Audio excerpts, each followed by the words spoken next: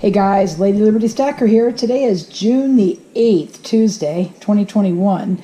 And this is kind of an unplanned video. I haven't been making as many videos lately as I've been kind of preoccupied with other projects, and we were also out of town for about a week in May, and that was a disaster, but I'm not going to get into that. Anyway, in my last video I showed you a pickup which included, I believe, this Chicago Foundry number 10 skillet, and this one I'm going to use as a comparison, but this one, I picked it up, is in pretty good shape. It's got a casting, not a flaw, but a casting anomaly across the bottom. A lot of times when they poured the molds back in the day, this was probably early 1900s, the way they poured allowed some of it to form or cure before the other part of the iron would cool. But looking at this guy here, this has a lot of issues in wire wheel. And it's hard to show, but you can see the skillet. Now I coated it down with a thin layer of Grill Master, just to, it's grill oil, just to prevent flash rust. But you can see the grinding marks. Somebody else used this, and I couldn't see it under the crust when I first got this. It's not going to negate the value a lot, but it will somewhat. Now, what do you do about it?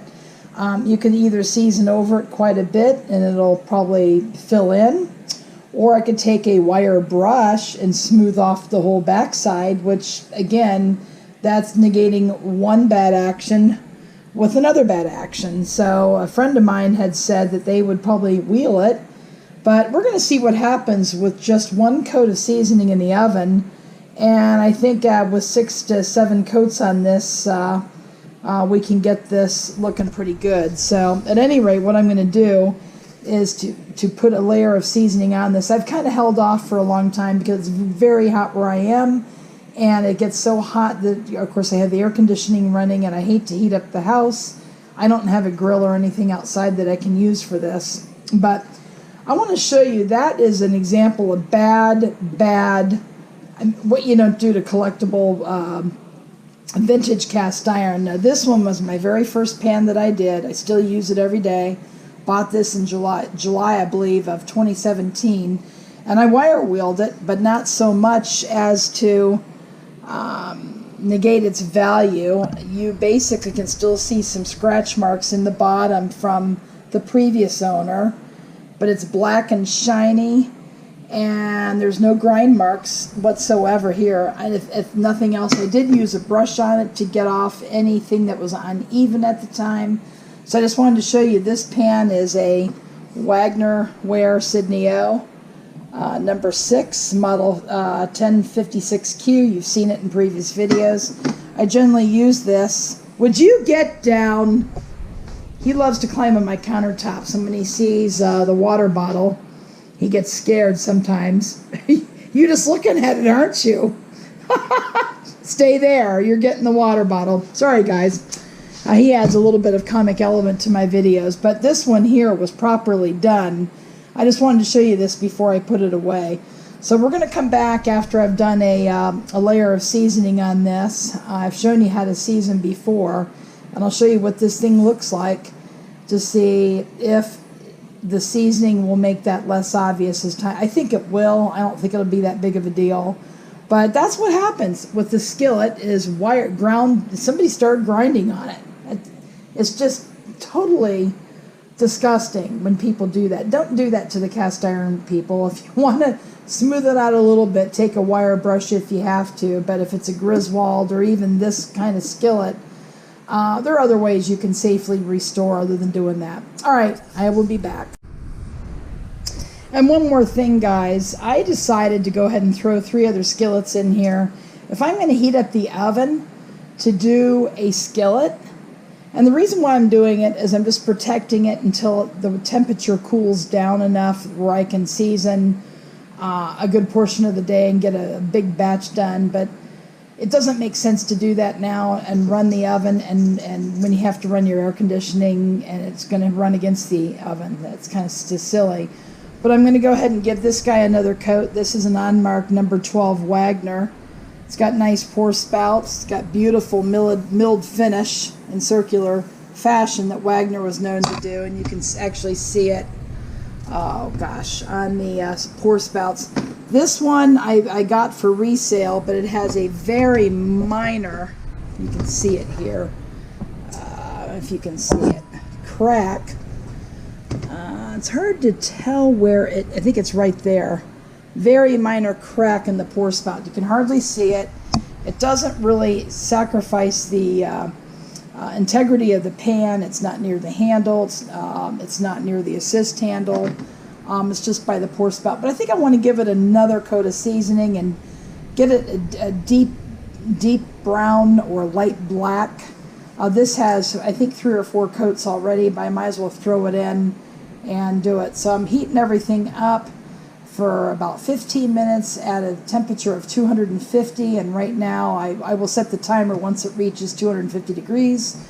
Right now in the oven it's still only 130 degrees Fahrenheit, so I'm going to go ahead and throw this in too. But the whole purpose is to give that new skillet one coat, because I just don't have time to season it properly and flash. And I know from experience that when you spray to flash rust or prevent flash rust a pan, and you let it sit too long like that, it can get all gummy and sticky, and you have to go back and clean it and soak it in vinegar to get the stickiness off. So you don't want to do that. You just want to get a coat on as soon as reasonably possible until you can finish up the seasoning layers on it when your time permits or the weather permits. All right, that's I will be back once we've got a coat on our Chicago number 10 Foundry pan. Okay guys, I am back. I threw in 3 other skillets. This one that we talked about before was my Wagner number 6. This is a small logo Griswold number 5. This is the Chicago Foundry number 10. And this is the unmarked Wagner. You didn't see the back, but you can't see any markings. Just a couple of tidbits here for you guys. You always can recognize a Wagner by the handle. It's got a kind of a rounded, not clear teardrop here. It usually has a mold mark, not a mold mark, but a shift mark or a maker's mark here. This is B, and then you have a little triangle there that's flattened that meets the sidewall. It's always usually a Wagner. Now you may find another one down there that is not a Wagner, but also you can take a look at here. I'm going to turn on the other light there, guys, so you can see better. Okay. It says made in the USA 14-inch skillet. Now this is the one that I got for resale, and I'm going to go ahead and try to turn it. Actually, if I can't do it, I'm going to have to put the camera down so you can better see. We're going to go ahead. I like the assist handle on this. This is the one that had a little crack right there. You can't hardly even see it. I would have to disclose if I were to sell it, and sometimes it scares people away, so I'm just going to keep this one. It is a number 12. It's very big. It's very gorgeous. Look how much nicer it looks with probably, I think, a 5th round of seasoning. And there's a assist handle over there.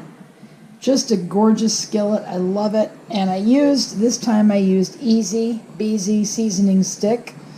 And I love that one. It's just easy to use. It's easy to store. And it looks so nice. So that is the Wagner 12, and that's going to stay in my collection. It's a nice big pan if I need to fry up a lot of chicken or baked chicken or bacon or whatever. It's just a perfect big pan for that. Now, the whole reason why I made the video was this guy, the Chicago Foundry, Chicago Hardware Foundry. I never can get that right. But you can see the grinding marks on the skillet easily with one coat of seasoning. Now I'm hoping I can fill these in. It's going to take probably 6 or 7 more coats till I get it to that it's darkened enough. They're not going to stand out like that. I stripped it down to the bare metal, so now you're going to see anything that's on there. But that's how nice the seasoning actually looks. I just don't like the grinding marks, nor should you. You can still cook with it. I'm going to go ahead and try to flip it over so you can see the other side. It's still smooth, and it's very nice. It sits relatively flat, but it's going to look so much nicer with 3, 4, or 5 more rounds of seasoning on it. Great skillet. I just wish somebody would leave their grinding wheel off of it. So that's what I wanted to show you. And trying to get it back, it's hard to handle. It's a heavy skillet. It's heavy. So I'm going to go ahead and put that back there. Now, just to show you, when I went and did this one, it's practical to go ahead and re-season the other ones I have. This one here, if you noticed in the early part of the video, there was some crud right in there. It was just some food that stuck. And I made breakfast this morning. I fried some tofu in here, and I didn't get it all up. So I cleaned it a little bit more, and I threw it in the oven too and re-seasoned it, just, inside out. And now it looks like, it was almost like a dark brown, light black before, but now it's black. Look at that. Just gorgeous. And this is the one that I wire wheeled, or wire brushed, I should say, but I didn't take off any of the metal. You can see the original scratches, the original pitting. But this skillet is a go-to for me, a Wagner. Again, you see your triangle there against the side wall. This one has a more of a definitive teardrop handle, like this one is smaller on the Chicago Foundry one, but this one is more definitive, as they made earlier marked ones.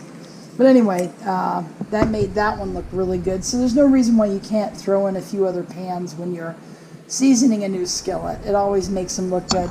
And this one is a Griswold number 5. I use it quite a bit too to make sandwiches and egg McMuffins and things like that. It's just gorgeous. And the Easy Beasy just turned these guys black. When I originally seasoned these both, I used Crisco. And the darkest it'll get with Crisco is a dark brown. It's just like a chocolatey brown. So anyway, don't grind your skillets like that. Just soak it in vinegar or lye bath, or use electrolysis. I don't do electrolysis, but there are other safer ways to remove the crud from skillets. And with patience, you can most always get it all off. So anyway, that's it for now, guys. I will come back and show you this one in a future video after I have several coats of seasoning on it. I'm just not going to do a lot of it right now until I have more skillets ready to go in my next batch. If you have any questions, comments, or concerns, please leave them below in the comments section. Please give this video a thumb up. I'll keep putting them out like this. I also have a question, though, guys. In your comments down below, indicate if you're interested in seeing me cook any meals in cast iron, healthy meals, vegetables, things like that. I've been cooking vegetables, believe it or not, in cast iron to help me keep my carbs down, healthy carbs up. But let me know if you're interested in seeing any of those. Generally speaking, they're not that widely viewed, so I'm not going to make them if you guys don't want to watch them. But I will show you, using these skillets, making some new recipes that I've got, if you want to see them. Anyway, that's all for today. Thanks for watching. I appreciate your support, and go make it a great day.